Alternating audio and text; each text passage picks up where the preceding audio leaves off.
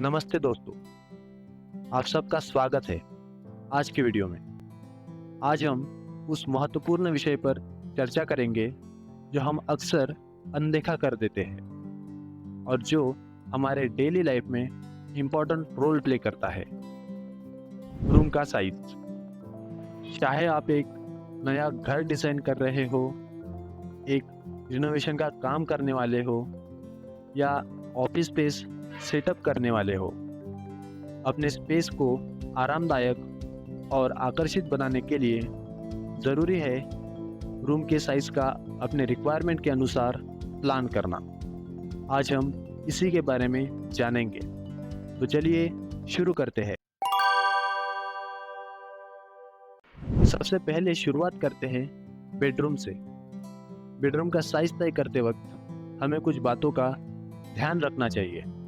अपने नीड्स और लाइफस्टाइल को ध्यान में रखकर रूम डिसाइड करना ही एक बेटर डिसीजन होता है। क्या आप सिंगल है या मैरिड है या 3 से 4 लोग एक साथ रहते हैं? अगर आप सिंगल है तो आपके रूम में single bed plus other furnitures के लिए सफिशिएंट स्पेस होनी चाहिए।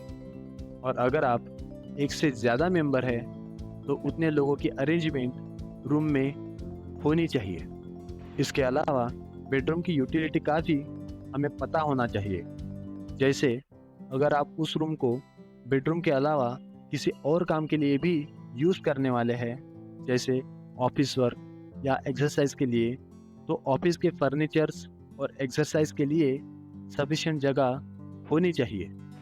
इसके अलावा आपके चलने फिरने के लिए रूम में ओपन स्पेस होना ज़रूरी है ताकि आपको कॉम्पैक्टेड फील ना हो और आपको रूम कंफर्टेबल लगे।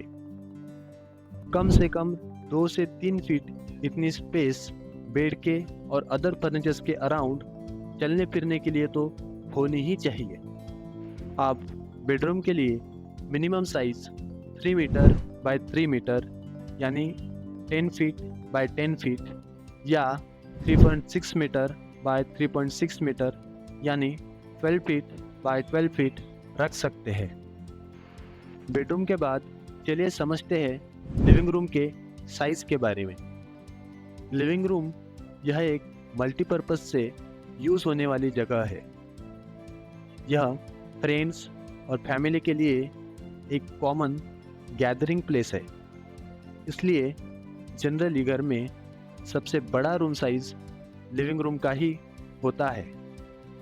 लिविंग रूम का साइज़ डिसाइड करते वक्त हमें कुछ ज़रूरी बातों का ध्यान रखना चाहिए, जैसे कि लिविंग रूम में टीवी और फर्नीचर्स के लिए सफिशिएंट स्पेस अवेलेबल हो। इसके अलावा लिविंग रूम में कम से कम 2 से 3 लोग एक ही समय हो सकते हैं। इसलिए कम से कम 2 से 3 लोगों के बैठने के लिए और चलने फिरने के लिए अरेंजमेंट हो, इतनी जगह होनी चाहिए। आप लिविंग रूम के लिए minimum size 5.4 metre by 3.6 metre यानी 18 फीट बाय 12 फीट या 6 मीटर बाय 4.8 मीटर यानी 20 फीट बाय 16 फीट कंसिडर कर सकते हैं। लिविंग रूम के बाद चलिए समझते हैं बाथरूम के साइज़ के बारे में। बाथरूम का साइज़ हमारे यूज़ और कंफर्ट को ध्यान में रखकर डिसाइड करना चाहिए। एक छोटा बाथरूम एक व्यक्ति के लिए सामान्य हो सकता है, लेकिन अगर आप परिवार के साथ रहते हैं तो हो सकता है आपको बाथरूम का साइज़ आपके यूटिलिटी के हिसाब से बड़ा रखना पड़े। बाथरूम का साइज़ आप अपने ज़रूरत के हिसाब से मिनिमम 1.2 मीटर बाय 1.2 मीटर यानी 4 फीट बाय 4 फीट रख सकते हैं, जिसमें WC इंक्लूडेड नहीं है। और WC को कंसिडर करके आप minimum size 1.8 metre by 1.2 metre यानी 6 फीट बाय 4 फीट कंसिडर कर सकते हैं। बाथरूम के बाद चलिए बात करते हैं किचन के बारे में।